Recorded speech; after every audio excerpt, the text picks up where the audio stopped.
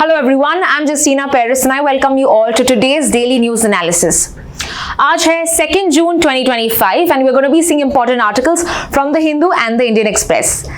नया month start हो गया है and we know that consistency नहीं होती है हम जब पढ़ते हैं, especially with regard to current affairs, newspaper. ये हर दिन का जो टास्क है we always find it difficult to do. But consider this as a new month. Consider this as कि यहाँ से बहुत सारे questions आ सकते हैं GK में in various exams. तो इस बार थोड़ा फोकस लेके बैकलॉग जो भी है पहले का we understand, but now there shouldn't be any backlog. There should be continuous revision. Try करो कि जो भी आपने मिस किया है उसको कवर अप करने के लिए, ठीक है? Let's start now. आज का जो डेट है 2 जून, व्हाट डू वी सेलिब्रेट? तो कल जो दिन था Sunday, we know that we don't have daily news analysis on first और संडे, तो वो भी हम थोड़ा डिस्कस करेंगे. एंड वी सी दैट उसको सेलिब्रेट किया जाता है as world milk day to create awareness of the dairy sector, उसकी sustainability, उसकी livelihood opportunities, environment, economic development, all of that, nutrition से लेके awareness create करना. And आज का जो दिन है, it is 2 June, which is celebrated as Telangana Formation Day. तो तेलंगाना we see बना था 2 जून 2014 after the enactment of the Andhra Pradesh Reorganization Act, जो आंध्र प्रदेश स्टेट को डिवाइड किया था with 2 states, which is Telangana and Andhra Pradesh, right? Telangana का कैपिटल है हैदराबाद, whereas आंध्र प्रदेश का है अमरावती. ठीक है, so Hyderabad and Amaravati, these are the 2 capitals. We see that KC Rao ये पहले चीफ मिनिस्टर बनी तेलंगाना के and he was belonging to the Telangana Rashtriya Samiti party. Now यहाँ पे क्वेश्चंस आ सकते हैं based on because this was the youngest state back then, 29 state बना था, बट उसके बाद हम देखते हैं जो 29 स्टेट था, we see the Jammu Kashmir was divided further into 2 union territories. So back again we have 28 states and 8 union territories, 28 states and 8 union territories. तो यहाँ पे हम देखते हैं with regard to that. Milk day के बारे में अगर हम और भी डिस्कस करें with regard to इंडिया, यहाँ पे आप मुझे बता दीजिएगा कि इंडिया का रैंक जो है with regard to milk production ये कितना है. India's rank with regard to milk production, that is what you have to tell me in the comment section. India में हम देखते हैं 1970s में we started the white revolution. We started the white revolution. और white revolution का मतलब है to give a focus on the milk production, to enhance the milk production. और किसने ये सेटअप किया था, किसका ये श्रेय किसको जाता है? This is doctor Verghese Kurien. Doctor Verghese Kurien, ठीक है? तो यहाँ पे आपको पता होना चाहिए कि मिल्क प्रोडक्शन इंडिया में कैसे बढ़ा. It is because of the efforts of doctor Verghese Kurien, जिन्होंने स्टार्ट किया था operation flood. We understand Operation Flood that was started to enhance this. तो हमने अभी ये 2 important days देखे. Let's now proceed to the first article of the day. पहला article है with regard to बांग्लादेश से रिलेटेड, सो हम इंटरनेशनल न्यूज में कवर करते हैं. ये बांग्लादेश ट्रिब्यूनल ने इंडाइक्ट किया है. ओके, इंडिक्शन का मतलब क्या है? To accuse someone of a criminal charge. Okay, तो किनको इन्होंने इंडिक्ट किया है? It was with regard to Sheikh Hasina, because and order किया है कि वो प्रेजेंट हो कोर्ट में फॉर द जून 16 के प्रोसीडिंग्स के लिए. किस कोर्ट ने, किस ट्रिब्यूनल ने इनको इंडाइक्ट किया है ये हम देखते हैं. And the whole news, why is she accused of the crime, ये सब हम देखते हैं. Alright, so let's firstly the background. ये कौन है जिन्होंने इंडाइक्ट किया है? That is the international crimes tribunal, और ये ट्रिब्यूनल है बांग्लादेश का. ठीक है, this is the tribunal of Bangladesh. तो इन्होंने यहाँ पे एस्टैब्लिश किया था इन 2010, मार्च 25, 2010. मेनली जो भी डोमेस्टिक यानी कंट्री के अंदर कोई वॉर क्राइम्स हो रहे हैं तो उसके लिए उन्होंने एक सेपरेट कोर्ट एस्टैब्लिश किया था. वैसे अगर इंटरनेशनल लॉज की बात करें, ऐसा कोई इंटरनेशनल कोर्ट है जो war crimes, genocide, crimes against humanity के लिए है? Now this is Bangladesh, but international कोई लेवल पे है तो आप मुझे ये कमेंट सेक्शन में बताना. ठीक है, let's start with this then. तो इन्होंने ये क्यों सेटअप किया था? So it was the Sheikh Hasina government only who created this special court for domestic war crimes, और स्पेसिफिकली टू परसिक्यूट जो भी कोलैबोरेटर्स थे Pakistan. We know that Bangladesh was before Pakistan only, वो पाकिस्तान का पार्ट था, बट हम देखते हैं कि मार्च 1971 में it got independence from Pakistan and it became Bangladesh. तो 1971 द लिबरेशन वॉर में जो भी पाकिस्तान के सपोर्टर्स थे इनको परसिक्यूट करने के लिए ये क्राइम ट्रिब्यूनल्स बना। Now, यहाँ पे हम देखते हैं कौन से केसेस एग्जाम्पल्स जिन्होंने ये किया है, इंडाइक्ट किया है। We have Abdul Quader Mollah from Jamaat-e Islami, and इनको एग्जीक्यूट किया था, डेथ पेनल्टी दी थी 2013 में। फर्दर ATM अजहरुल इस्लाम, ठीक है, इनको initially sentence to 2015 but supreme court ने उनको रिहा कर दिया था। So this is with regard to examples what has International Crime Tribunal done. So let's understand कि ICT ने अभी शेख हसीना को क्यों इंडाइक्ट किया है। So here we see June 1st यानी कल के दिन इनको यहाँ पे इंडाइक्ट किया था। On what basis? क्यों यहाँ पे किया है? That is because we see that she had ordered the anti government protest जो चल रहे थे उन पे उन्होंने पुलिस एक्शन किया, and because of the increasing protest, increasing you can से लोगों का यहाँ पे जो प्रोटेस्ट था जिसके कारण she fled from the country and she came to India. India ने इनको रेफ्यूज दिया है। सो August 5th 2024 ये इंडिया आई थी, एंड ये हमारे जो मिनिस्टर ऑफ एक्सटर्नल अफेयर्स हैं इन्होंने ये कंफर्म किया था August 6th 2024 में कि yes she is in India. तो अभी क्या है, आईसीटी ने जो उन्होंने जो किया था उन्होंने बोला कि नहीं वो गलत है, एंड दे टोल्ड हर कि you have to produce her before the court, you have to get her before the court. Now what is this writ called in India? इस रिट को क्या बोलते हैं जहां पे उनको किसी को ये लेके आने को, कोर्ट के सामने पेश आने को बोलते हैं? What is it called? You can answer that in the comment section. Now coming back to this, तो यहाँ पे arrest warrant not only Sheikh Hasina पे बट और लोगों से हुआ था। For example we have the home minister जो है अज़्ज़ुज़्ज़मान खान कमाल, ओके, एंड यहाँ पे we also have the former inspector general of police Chowdhury Abdullah Al Mamun. तो एक तो ढाका में ही है, दूसरा अब्रॉड में है। So a lot of confusion that is happening in Bangladesh, and here we see that इससे इंडिया के रिलेशंस कैसे अफेक्ट होते हैं ये हमारे लिए इंपॉर्टेंट है। बट इफ यू सी कि बांग्लादेश के कौन कोर्ट हैज टोल्ड कि हाँ शेख हसीना ने गलत किया है, उनकी जो पार्टी है अवामी लीग इसको भी बैन किया है। इन दैट केस इंडिया पे यहाँ पे प्रेशर बढ़ सकता है, specially Bangladesh can create this as an international issue and can force India also to do this. इससे हम दोनों कंट्री के रिलेशंस पे कैसे असर करेगा, this is yet to be seen. So again the situation can worsen with regard to our relations, because एक जगह पे they want Sheikh Hasina back in their country and the other hand we are giving her shelter in case of the humanitarian grounds पे हम उनको refuse दे रहे हैं। तो ये पूरा आर्टिकल देख रहे हैं हम with regard to Sheikh Hasina and the induction by the international crimes tribunal. Let's proceed to the next article. अगला जो आर्टिकल है it is with regard to India recently बनी थी 4th largest economy, and ये किसने बताया था? It was said by our CEO, NITI Aayog के CEO यानी BVR सुब्रमण्यम ने स्टेटमेंट दिया था। BVR Subramaniam who is the CEO of NITI Aayog, right? तो हम देखते हैं कि what exactly is GDP, what are the different methods to measure GDP, ये सब हम देखते हैं इस आर्टिकल में। So let's start with firstly what are the basic facts that we need to know. IMF यानी कि इंटरनेशनल मॉनेटरी फंड ये बताता है कि 2025 में हमारा जो इंडिया की जीडीपी है इट इज अबाउट 4,187.03 बिलियन, ठीक है, और ये स्लाइटली ज्यादा है किससे? जापान से, दैट इज उनका जो है 4,186 0.43। So Japan was ideally number 4 पे, लेकिन जापान को क्रॉस करके हम आ गए हैं अभी टॉप 3 में, टॉप 4 में।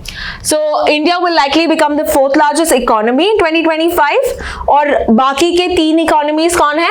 USA, China and Germany. USA, China, Germany top 3 में है।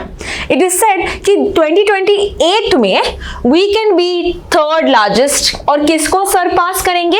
हम सरपास करेंगे जर्मनी को, जो अभी है टॉप 3 में, राइट? इट इज सेड कि ये जो हम देख रहे हैं हमारा economic development, advancement, it is because of the leadership, prime ministers leadership, and हमारा जो पॉलिसी है विद रिगार्ड टू विकसित भारत, जहां पे हम एक डेवलप्ड कंट्री बनना चाहते हैं by 2047, of course if you see the 100 years of independence. तो अभी हम करेंटली है एक डेवलपिंग कंट्री, हम पूरी तरह से डेवलप नहीं हुए, हम डेवलपिंग में हैं, और soon we will be a developed country.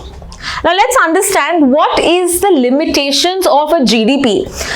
क्यों GDP does not tell you कि how advanced, how better a country is, okay? Because ये count नहीं करता, ये reflect नहीं करता the living standards, the health and education levels, income inequality। हम देखते हैं बहुत सारे reports हैं जैसे कि global gender gap, which we are not doing, India is not performing well। तो अगर GDP हमारा अच्छा है, does that mean we are a very good country with regard to health, education, living standards, gender equality? The answer is no, because हमारे दूसरे indexes में, indices में हम इतना अच्छा perform नहीं कर रहे हैं। So here we see unpaid work especially by women, ये सब factors में we are not doing so well। So ये repeated calls हैं कि यहाँ पे बहुत सारे activists ऐसे बोल रहे हैं कि दूसरा एक index होना चाहिए to actually note down how well the country is doing both economically and socially, not just economically as the GDP rank gives। तो ये mainly देता है GDP in terms of economy, कितना अच्छा परफॉर्म करता है with regard to the economy, but on the social landscape like we see here, यहाँ पे ये इंडेक्स इतना अच्छा नहीं है। Now coming to understand GDP as a measure, ठीक है? तो जीडीपी को कैसे मेजर करते हैं? हम जीडीपी को मेजर करते हैं उस कंट्री की करेंसी से। So we can measure the GDP with regard to any national currency like rupees. But अगर हम इवैल्यूएट करना चाहते हैं, कंपेयर करना चाहते हैं दूसरी कंट्री से, जैसे कि China, US, Germany, we should have like a common currency to to evaluate, to compare.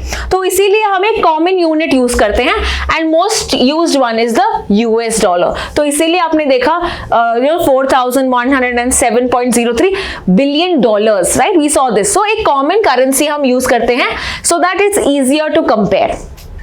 Now coming to understand, ये 2 मेथड में आप कंपेयर कर सकते हैं। पहला मेथड है market exchange rate. Market exchange rate, so यहाँ पे आप forex, current forex rate convert करके, यानी कि रुपीज और जीडीपी कन्वर्ट करके, that is how you get the data. और इस डेटा के अनुसार हम पहले थे 5th लार्जेस्ट, और अभी जो हमारा रीसेंट डेटा है of course is 4th largest, right? और हम 3rd होंगे 2028, ये सब हमने अभी देखा था। So according to market exchange rate, this is exactly what our GDP is. But there is also one more method to evaluate. One more method to evaluate is the purchasing power parity. तो second में आप कैसे evaluate करते हो ये समझते हैं। So imagine, okay, person A is in USA, person B is in India, ठीक है? अभी यूएसए में अगर मैं बोलूं कि एक बर्गर का कॉस्ट है से $10, ठीक है? $10 का एक कॉस्ट है एक बर्गर का। अभी वही बर्गर, अगर मैकडॉनल्ड्स की बर्गर की बात करें, it could probably be 300 rupees in India, 300 rupees in India, which is very less, which is about $4 अगर आप सेम करेंसी में इवैल्यूएट करो। यहाँ पे बस $4 में आपको एक बर्गर मिल सकता है। So you see that there is some sort of a difference in purchasing power in both the countries। मान लो मैं दोनों लोगों को 1000 रुपए दूं, ओके, दोनों लोगों को ए और बी को मैं 1000 रुपए दूं, कौन ज्यादा चीजें खरीद सकता है? इज इट ए और is it B? According to this example आप देखोगे कि यहाँ पे मैं 2 बर्गर्स प्रोबेबली ले सकता, 2 या 3 बर्गर्स ले सकता हूँ इस 1000 रुपए में, right? Whereas you cannot buy the same amount of burgers in A, you probably can buy just 1 burger, ठीक है? To keep it simple, सो यहाँ पे हम देखते हैं कि परचेसिंग पावर इंडिया का ज्यादा है, परचेसिंग पावर इंडिया का ज्यादा है, and that is how GDP is evaluated. तो यहाँ पे आप cost of living differences check करते हो। मतलब अगर आप देखोगे रेंट, इंडिया में rent will be far cheaper than if you are staying in somewhere like New York और पेरिस, राइट, और some other western country, any other developed country. तो यहाँ पे जो है महंगाई जो है ये कम है as compare to the other countries, और इसमें हम देखते हैं इसीलिए this is how when you compare reflects what people can actually buy in their local economies।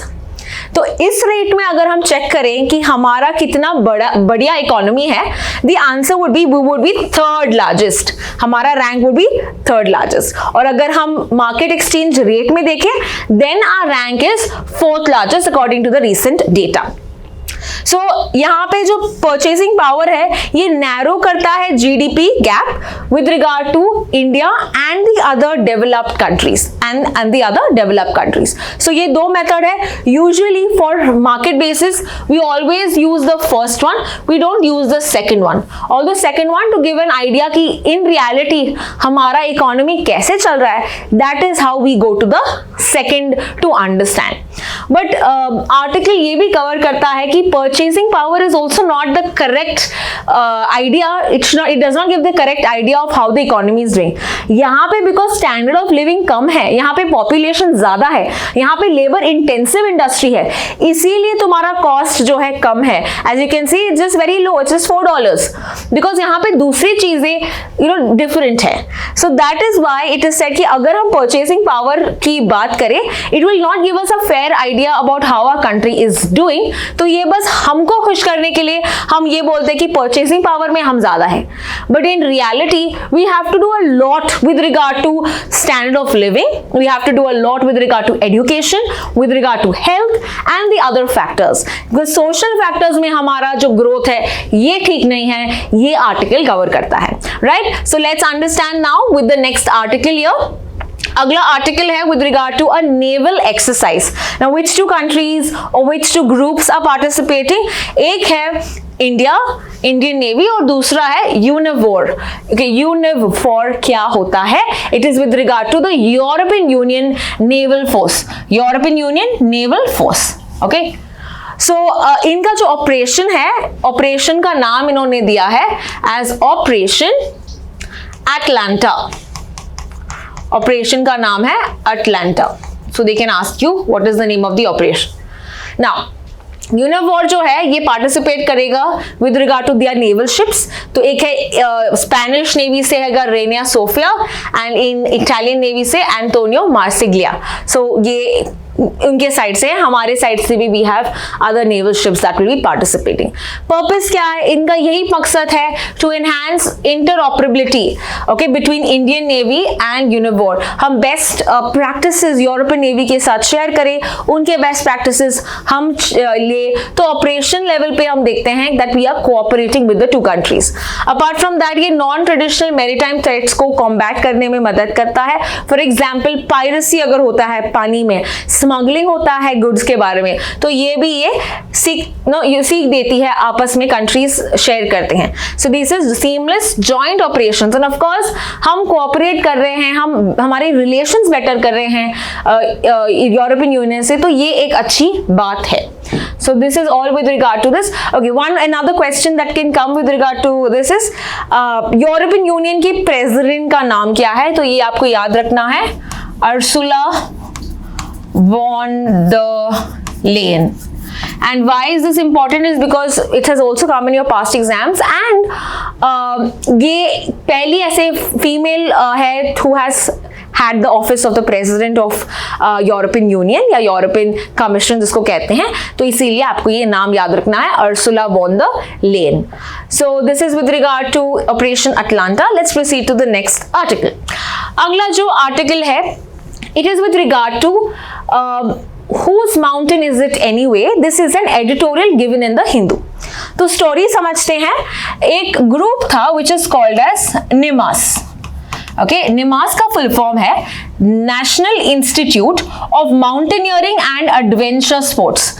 National institute of mountaineering and adventure sports, ये एक ऑटोनॉमस इंस्टीट्यूट है, ministry of defence के अंदर ही आता है, ठीक है, इंडिया के मिनिस्ट्री ऑफ डिफेंस के अंदर आता है। एज वेल एज यहाँ पे इन्होंने एक ऑपरेशन चलाया है, ऑपरेशन या कैंपेन का नाम है हर शिखर तिरंगा। हर शिखर तिरंगा। Now what is this campaign जिन्होंने ये निमांस ने चलाया है? ये इंडियन आर्मी का एक कैंपेन है कि जो मेजर पीक्स है वहां पे वो तिरंगा यानी द इंडियन फ्लैग लहराना चाहते हैं, तो ये इनका मकसद है। Now there is this important mountain for in India and we all know this as Kanchenjunga. Mountain का नाम क्या है? कंचनजंगा। ओके, और ये कंचनजंगा कहां पे है? ये सिक्किम में है। ओके, तो ये माउंटेन पे वो क्या करना चाहते थे? तिरंगा लहराना चाहते थे।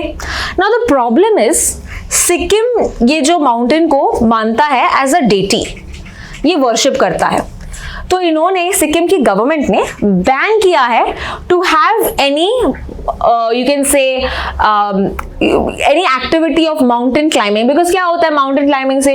We see that a lot of tourist इसका गलत इस्तेमाल करते हैं, कचरा फेंकते हैं, उसको प्रॉपरली प्रोटेक्ट नहीं करते हैं, एंड जब ये ऐसा होता है it could be a strain on that mountain as well. तो इसीलिए ये मानते हैं कि ये पवित्र है, ये डेटी है, भगवान मानते हैं, वर्शिप करते हैं, that is why they have banned the practice of mountaineering in this particular mountain. Now question to you is which is India's highest peak in India? ये आप मुझे कमेंट सेक्शन में बताना है। ओके, द फर्स्ट टॉप 3 आपको लेना है, 1 2 3, which are the top 3 highest peaks in India? ये आपको कमेंट सेक्शन में देना है। कमिंग बैक टू दिस, तो सिक्किम ने मना किया, बट कंचनजंगा का एक पार्ट, एक साइड नेपाल की तरफ भी पड़ता है। दूसरा साइड कहाँ पे जाता है? नेपाल की तरफ। तो निमास ने क्या किया? ये नेपाल की तरफ से ये चढ़े, ओके, और उन्होंने झंडा लहराया। Now that was considered by the Sikkim की native population. This they felt betrayed. Okay, they did not like this particular stand by the Nimas to do this particular aspect. Now this is not the first time जो हम देखते हैं कि ऐसा कुछ protest चल रहा है इंडिजीनियस पॉपुलेशन से, और in the other hand may be some research, some body जो कोई कैंपेन या ऑपरेशन चलाना चाहती है। एग्जाम्पल्स देखते हैं। एग्जाम्पल है with regard to India based neutrino observatory जो तमिलनाडु में है, तो यहाँ पे भी प्रोटेस्ट चले, okay, with regard to the indigenous population, because वहां पे जो टेम्पल का एक्सेस ये बंद करता अगर यहाँ पे न्यूट्रिनो ऑब्जर्वेटरी होता। फर्दर मौना किया में यानी कि हवाई में एक ये है माउंटेन है, और यहाँ पे भी प्रोटेस्टर्स ने बोला कि ये जो आप टेलीस्कोप बनाना चाहते हो 30 मीटर टेलीस्कोप, ये भी प्रोटेस्ट किया सिंस 2014 ये चल रहा है। So this is the second example. Further Haleakala volcano, ये एक वोल्केनो है कहाँ पे? हवाई में। यहाँ पे भी उनके जो इंडिजीनियस पॉपुलेशन ने प्रोटेस्ट किया बिकॉज यूएस बनाना चाहती है space force project. So this again was protested by the indigenous community. Fourth example, Cerro Armazones and Paranal, which is in Chile. तो उधर की जो अटाकामा कम्युनिटीज है, राइट, इन्होंने ये प्रोटेस्ट किया with regard to having you know the zones that are created by Chile. तो ये एग्जाम्पल्स हम देखते हैं world wide as well as in India, जहां पे जो इंडिजिनियस पॉपुलेशन अपना कल्चर, अपना आइडेंटिटी प्रोटेक्ट करना चाहते हैं, प्रिजर्व करना चाहते हैं। On the other hand we have other agencies that want to use it for research, development, operation, and that is creating a conflict between the two zones. यहाँ पे what are the rights that are available for the indigenous community, ये देखते हैं। So the first one is UNDRIP। UNDRIP क्या है? आपके article में यहाँ पे बताया है। UNDRIP जो है, it is with regard to United Nations Declaration on the Rights of Indigenous People. Okay, United Nations Declaration on the Rights of Indigenous People. तो यहाँ पे ये allow करता है, it's a UN principle to allow fair or free, prior and informed consent. यानी कि जो भी तुम एक्टिविटी कर रहे हो, तुमको पहले कंसेंट लेना होगा of the indigenous community. Further, Article 30 बताता है UNDRIP का, that says that states shall undertake effective consultation. Consult करो ये indigenous prior to using it for land, for any military purpose. तुमको पहले consult करना पड़ेगा. So consult ही नहीं किया, सीधा तुम चढ़े नेपाल के साइड से. So that was the first thing that could be violated here. Second thing, ILO convention, that is international you can say labor organizations की बात करें तो यहाँ पे भी convention है 169 where they have, you see, to protect the indigenous rights. फिर है again we talked about the free, prior and informed consent of the indigenous community लेना चाहिए. इंडिया के भी लॉज है जैसे कि the Places of Worship Act 1991. तो इसके अंदर the Sikkim people, the indigenous people like the Lepcha and the Bhutia, ये indigenous community है. Let me just write it for you guys. तो Lepcha, Bhutia, these all are the communities living in Sikkim. Right, तो they worship Kanchenjunga and यहाँ पे to protect the sacred peak, ये इसी के act के अंदर भी आई है. राइट, ना कंचनजंगा की बात करें, okay, one of the highest peaks of India and it is also a UNESCO world heritage site. UNESCO की वर्ल्ड हेरिटेज साइट है, ओके, जो डिक्लेयर किया था 2016 में. Currently India has 43 UNESCO heritage site and याद रखना कि Kanchenjunga is special. Why? Because it is the only one mix site in India. बाकी सब जो है could be natural and they are cultural. ठीक है ना. What is the meaning of natural, cultural and mixed, ये समझते हैं. नेचुरल का मतलब है इट इज, तुम उस साइट को प्रिजर्व करना चाहते हो because of its nature, okay, because of its natural preservings. What is cultural? Because कुछ यहाँ पे डेटी है, वहां पे कुछ वर्शिप, यानी कि टेम्पल्स को अगर तुम कल्चर को तुम प्रोटेक्ट करना चाहते हो, प्रिजर्व करना चाहते हो, तो वो कल्चरल में आता है. And the third site is mix which has both cultural भी और natural be. So Kanchenjunga is considered more as a mixed site and it is the only mixed site in India. तो ये आता है 43 sites के अंदर. तो ये पूरा आर्टिकल हमने देखा. Let's proceed to the next article and this article is with regard to यहाँ पे foreign law firms. Recently Bar Council of India ने एक notification दिया था कह के कि बाहर के जो foreign law firms हैं, lawyers हैं, ये इंडिया में आ सकते हैं, ये इंडिया में प्रैक्टिस कर सकते हैं. तो इसके बारे में आर्टिकल में बताया है कि ये पूरा फुल फ्लेज पॉजिटिव चीज नहीं है क्योंकि यहाँ पे भी कुछ ड्रॉबैक्स है. तो देखते हैं what are the loopholes in this particular notification.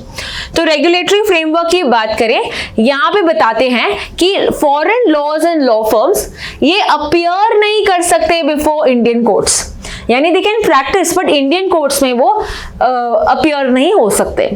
The second thing, they allowed to advise on what? ये किस चीजों को अलाउ करते हैं? One is foreign law, international legal matters and arbitration involving foreign parties.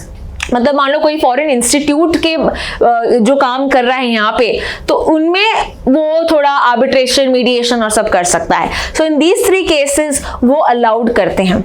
Further entry जो है ये conditional है, यानी कि मान लो US allows Indian lawyers to practice in US, only then US lawyers will be allowed to practice in India.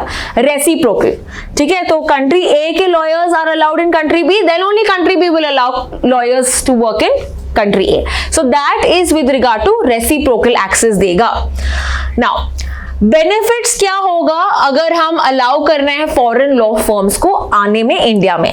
The first thing is knowledge sharing होगी, best practices हम जानेंगे, ऑफ कोर्स कोलैबोरेशन होगा, best practices will be adopted in India. Second positive जो है ये Indian lawyers को opportunity देगा. For example हमारा कोई इंडियन है अब्रॉड, इंडियन लॉ कर रहा है, उसको प्रैक्टिस करने में मौका मिलेगा in India. So that is again opportunity. ये ड्यूअल रजिस्ट्रेशन कर सकते हैं बाहर भी, इंडिया में भी. So that will help India to flourish, Indian lawyers to flourish in this case. Further global career mobility, उनके करियर पर्सपेक्टिव में से भी ये अच्छा होगा कि वो दोनों कंट्रीज में प्रैक्टिस कर सकते हैं विदाउट एनी प्रॉब्लम्स। ओके, तो ये रजिस्टर कर पाएंगे, इंटरनेशनल लॉ प्रैक्टिस कर पाएंगे और उनके डोमेस्टिक राइट्स भी ये लूज आउट नहीं करेंगे। थर्ड इंपॉर्टेंट, ये इकोनॉमी पर्सपेक्टिव से बहुत भी अच्छा है। सो अगेन हमारा जो लीगल सर्विस है ये हम एक्सपोर्ट कर पाएंगे दूसरे कंट्रीज में, बिकॉज ये रेसिप्रोकल होगा, राइट। और इससे हम देखते हैं कि जो भी इंडिया है ये हब होगा with regard to international arbitration. तो यहाँ पे केस लेके डिस्कस कर सकते हैं इंटरनेशनल मैटर्स, इंटरनेशनल ट्रीटीज के रिलेटेड, तो ये सब भी हो सकता है। लीगल कंसल्टेंसी क्रॉस बॉर्डर हो जाएगी and of course ease of doing business and all of that, this will help. तो economy services, because you can say legal aid comes in services, right, legal services, तो यहाँ पे economy के लिए भी एक बहुत ही अच्छा stand होगा। Now let's understand the bad side of it, यानी कि the drawback of it। drawback ये है कि हम देखते हैं कि ये reciprocal access के बारे में अगर हम डिस्कस करते हैं। Now reciprocal access में मतलब you have USA में तुम प्रैक्टिस कर रहे हो और तुम इंडिया में भी प्रैक्टिस कर रहे हो, राइट। तो यूएसए में अगर कोई इंसान है, ओके, अभी वो अलाउ होगा इंडिया में प्रैक्टिस करना, right, but this will be only possible if Indian lawyers are practising in US. Now most of the countries जैसे कि यूएस और यूके ये मानती नहीं है यूके इंडिया की लॉ डिग्री, मतलब इंडिया में जो भी लॉ डिग्री है it is not considered valid in US, UK and the countries alike. तो ये तो हमारे लिए ड्रॉबैक है, राइट। सेकेंडली इंडिया में कंपटीशन बढ़ेगा बिकॉज अभी बाहर के लोग आएंगे, तो डोमेस्टिक जो लॉयर्स हैं यहाँ पे काम करने वाले, इनके लिए ये कंपटीशन ज्यादा होगा। Okay, so these are some you can say are drawbacks and properly यहाँ पे amend करना होगा rules, जैसे कि पहले judgment जो भी थे ये proper advocates act आता है तो उसको amend करना पड़ेगा and with regard to appear नहीं हो सकते before Indian court। So all of these are the you can say negatives of what they have said। इसको और भी थोड़ा thoroughly देखना पड़ेगा, study करना पड़ेगा and that is what the article says कि तुम जो भी laws लेके आ रहे हो, notification लेके आ रहे हो, ये fully लिबरलाइज नहीं कर रहा है इस फील्ड को और दोनों अच्छी और बुरी साइड अच्छे से देखना जरूरी है, ये आर्टिकल कहता है, right. Let's proceed to the next article then. Next article is with regard to a women army chief, why path is easier now. तो हमने देखा कि 17 विमेन कैडेट्स ये बाहर निकल के आए हैं from the NDA of the national defence academy. तो बहुत गर्व की बात है because first time we have women coming out of NDA, नहीं तो it is a male dominated field. तो हिस्ट्री देखते हैं कि पहले कैसा था विमेन के लिए, अभी कैसा है, all of this will let's see quickly. So firstly British की बात करें, ब्रिटिश टाइम पे 1888 में it is only nursing was allowed, nursing, military nursing was allowed. तो ये फर्स्ट इंक्लूजन ऑफ विमेन। 1958 यानी इंडिपेंडेंस के बाद हम देखते हैं it was allowed in medical field, okay, यानी कि women were allowed in medical, यानी डॉक्टर्स के लिए भी अलाउड था। So nurses and doctors, so mainly it was fix to medical, not in regard to direct combat roles में, but slowly ये non medical field में आए, बट अभी भी कॉम्बैट रोल्स में नहीं, यानी लड़ने के बैटल फील्ड पे काम नहीं, बट कोई दूसरा स्टैंडर्ड कोई वर्क होगा उसमें women were allowed to enter. So which is that women special entry scheme आया, लॉन्च किया गया था 1992 में, ताकि जो SSC यानी शॉर्ट सर्विस कमीशन रोल्स के लिए, नॉन कॉम्बैट रोल्स के लिए women will be allowed. Mainly some ground level work होगा तो उनमें यहाँ पे विमेन को शामिल किया था when 1992 में, बहुत सालों के बाद। फिर 2008 में they talked about permanent commission। Now what is permanent commission? All the way till retirement, तुम काम कर सकते हो till retirement। तो पहले कैसा था, पहले जो SSC कहते हैं हम, short service commission, this was only for 10 years which were extended more 4 years। तो ऑलमोस्ट 14-15 साल के लिए तुम काम कर सकते हैं, उससे ज्यादा नहीं। whereas permanent commission is basically till retirement, तुम यहाँ पे काम कर सकते हो and of course you will get higher degree, higher rank that you can get in this. 2019 में, दैट इज 2019, और 8 एडिशनल नॉन कॉम्बैट स्ट्रीम्स भी आ गए। पहले सिर्फ 2 आए थे, zag entry and army education, यानी टीचिंग जॉब्स में एंड लॉयर्स में, एडवोकेट जॉब में ये आए थे, बट अभी इन्होंने बोला कि नहीं, दूसरे कामों में भी तुम परमानेंट कमीशन अलाउ कर सकते हो। फाइनली 2020 अपहेल्ड किया सुप्रीम कोर्ट का judgement in 10 other streams ending the gender discrimination. पहले सिर्फ males were allowed to have retirement in in this commission, but now even women were allowed to do so. And finally 2021 में आदेश दिया था supreme court ने कि NDA में women भी होना चाहिए, और उनका फर्स्ट बैच एंटर किया था 2022 में। So the first batch entered in 2022 and now they have successfully graduated the first batch of 17 such women। तो ये पूरा आर्टिकल हमने देखा है with regard to women, and if you see उनका ट्रेनिंग कहाँ पे होता है, ये भी आर्टिकल में होता है। ऑफिसर्स ट्रेनिंग एकेडमी चेन्नई में होता है, नेवल एकेडमी है एरिमाला में, एंड एयरफोर्स एकेडमी होता है डुंडीगल में। So this all is mentioned in today's article and how this is going to be like. इससे अहेड हम देखते हैं कि कैसे हम चेंज कर रहे हैं, and there should be some reforms also with regard to maternity, with regard to child, okay, तो ये हम देखते हैं पॉजिटिव एंड रिफॉर्म्स भी बताए आर्टिकल में। And now women can seek to increase or create an you can say an career in this particular field, okay, so 35-40 years तक आप ये करियर में अचीव कर सकते हैं। Let's proceed to the next article. Now next 2 articles are basically state level articles which is important, so let's quickly go through it। तो पहला है तेलंगाना ने बैकवर्डनेस इंडेक्स फॉर्म किया है, तो जल्दी से देखते हैं इसके बारे में कुछ important facts. So which is the state government that recently started a backwardness index? Your answer is Telangana government. और ये उन्होंने कैसे किया? On the basis of cast survey data backwardness को उन्होंने मार्क किया है फ्रॉम 0 to 126। ओके, तो अगर 126 अगर आपका स्कोर है, that means you are more backward, more the score more backward, ये कहता है। ओके, तो ये कास्ट स्कोर आइडेंटिफाई करता है कि कौन ज्यादा बैकवर्ड है, कौन ज्यादा कम बैकवर्ड है। This is what they are seeing based on caste survey data. तो यहाँ पे 11 मेंबर एक्सपर्ट वर्किंग ग्रुप था by justice B Sudarshan Reddy, जो एक फॉर्मर सुप्रीम कोर्ट जज है। यहाँ पे इंट्रोड्यूस किया था कॉम्पोजिट बैकवर्डनेस इंडेक्स, जो क्वांटिफाई करता है कास्ट वाइज बैकवर्डनेस, कि कौन सा कास्ट कितना बैकवर्ड है, राइट। और ऐसे 245 कास्ट को सर्वे किया गया था। Now there were about 74 questions पूछे थे about income, about your education, about your housing, तुम्हारे पास टेक्नोलॉजी है क्या, वाईफाई, ये सब questions पूछते हैं।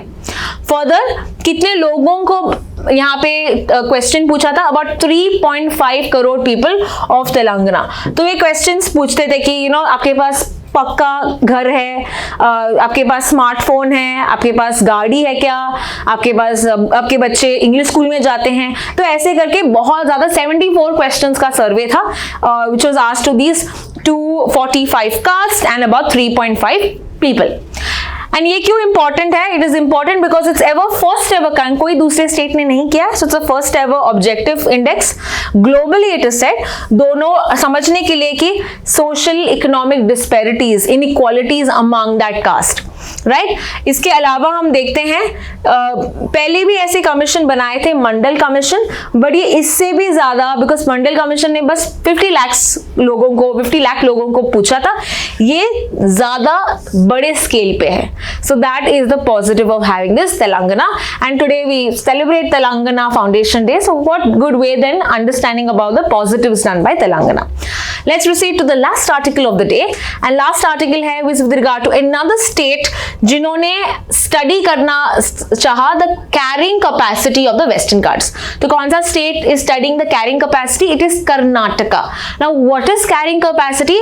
ये maximum number of individuals, okay, ये क्या कर रहा है? ये मेजर कर रहा है या स्टडी करना चाहते हैं कितने इंडिविजुअल्स, कितने मैक्सिमम इंडिविजुअल्स कोई जगह सपोर्ट कर सकता है, कोई एनवायरनमेंट सपोर्ट कर सकता है सस्टेनेबली, ताकि वो नष्ट ना हो। तो कितने लोग किस जगह में फिट हो सकते हैं, ऐसे याद रख सकते हैं। तो यहाँ पे किस जगह का ये स्टडी कर रहे हैं? ये स्टडी कर रहे हैं वेस्टर्न घाट्स। वेस्टर्न घाट्स के बारे में क्वेश्चन आ सकता है, तो क्विकली से जान लेते हैं। वेस्टर्न घाट्स जो है ये गुजरात से लेके Maharashtra, Goa, Karnataka and Kerala as well as Tamil Nadu, यानी कि we have a total of 6 states में ये होता है। So very important, they can ask you this such question. 1,64,280 square kilometre का ये एरिया है, 6 स्टेट्स में है and they form the major watershed peninsula India में, एंड ये अफेक्ट करता है rainfall patterns, environment, culture, diversity बहुत ज्यादा यहाँ पे है। तो इसका स्टडी कर रहे हैं कर्नाटका रीजन में। And with regard to the various regions if you talk about, because हम देख रहे हैं कि वेस्टर्न घाट्स जो है they are the 60% of the forest, okay, जो है कर्नाटका में ही। तो इसीलिए हम देख रहे हैं कि कर्नाटका यहाँ पे कर रही है, स्टडी कर रही है। Now it is called as a biodiversity hotspot. Western Ghats को कहा जाता है a biodiversity hotspot. So let's understand what is a biodiversity hotspot. Biodiversity hotspot India में केवल 4 है, ठीक है, जो है हिमालयाज, इंडो बर्मा रीजन यानी कि म्यांमार साइड, नॉर्थ ईस्ट और म्यांमार साइड में इंडो बर्मा, फिर वेस्टर्न घाट्स जो आज हमें देखा, and the 4th one is Andaman Nicobar and the Indonesia side जो है सुंडालैंड। तो ये 4 आपको बाय हार्ट होना चाहिए। क्वेश्चन, कौन से कंट्री में सबसे ज्यादा बायोलॉजिकल बायोडाइवर्सिटी हॉटस्पॉट है, ये आपको कमेंट सेक्शन में बताना है। Which is the country that has most number of biodiversity hotspot? India में 4 है।